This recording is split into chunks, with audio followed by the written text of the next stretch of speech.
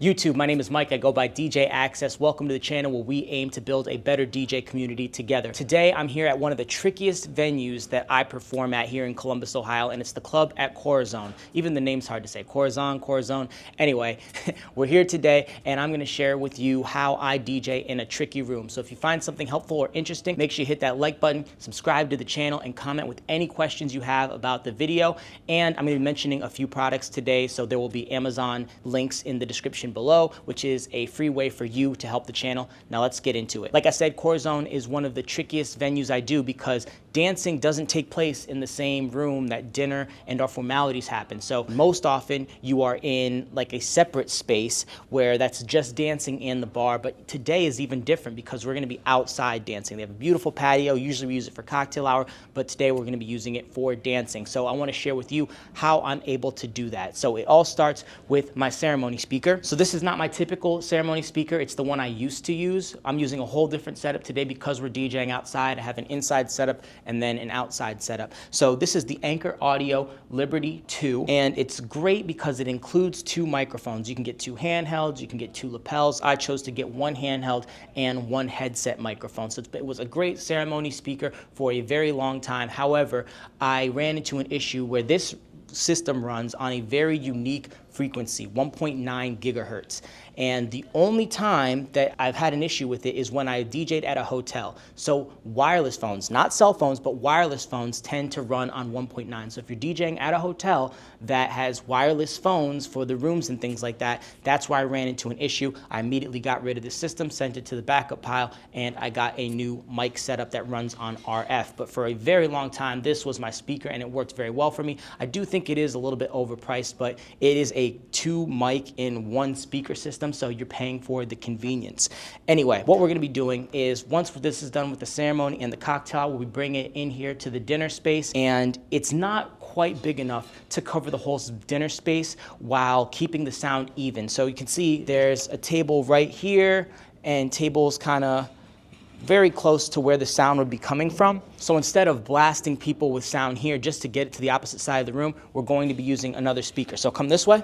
So any of you who've been on the channel before know this speaker. This is the EV-EKX12P. This is their powered 12-inch mid-range speaker. It's worked great for me. And you can see I got it nice and tall, so I'm not blasting this table in the face. But imagine if I had my main speaker right here. These people would be getting blasted, and the people in the far back corner would not be able to hear the sound. So I can turn this on a very low volume, fill this side of the room, while my main speaker fills the other side of the room, and everyone gets clean sound. So how are we going to do that? I'm running a wireless microphone system from my main speaker to this speaker, and the system is, and my system of choice is the Sennheiser EWG4. Very old system. These things have been around forever. This is my choice for this. Again, they run on RF. There are a ton of different products that you can use to get sound from one speaker to another, but I do recommend that you do them on RF, especially ones that are able to scan for a frequency. That's what these are able to do. You don't have to get these ones. In fact, they're probably not my favorite, but I've been using them forever. I know how they work, and I know like kind of their limitations, so that's why I continue to use them. So we're going to send.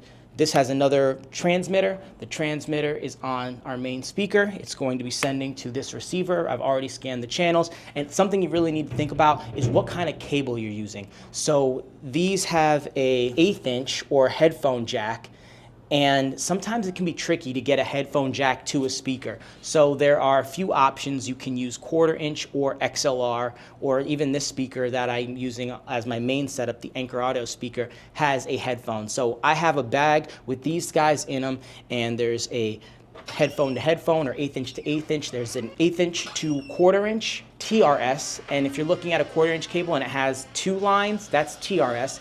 And then I have an 1/8 inch cable to 1/4 inch TS, and that is just one line on the cable. And I'll show you what that looks like on the other speaker. So this receiver I have running from 1/8 inch to XLR.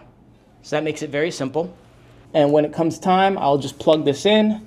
I will adjust the volume for the room, and we'll be all set. So here's what I'm talking about with the kind of cable that you need to use. So again, you can see I have 1/8 inch on the top of the transmitter. This is my transmitter unit. It takes AA batteries. And this is what's called a 1/4 inch TS cable. That's tip and then sleeve. The other one, which will have another line here, is tip, ring, sleeve, and I'll have, again, 2 lines here. And those lines are key because let's say I got and I do have this in my bag, I have an 1/8 inch to 1/4 inch TRS cable, and I try to plug it into the opposite speaker, which is the first thing that I did today.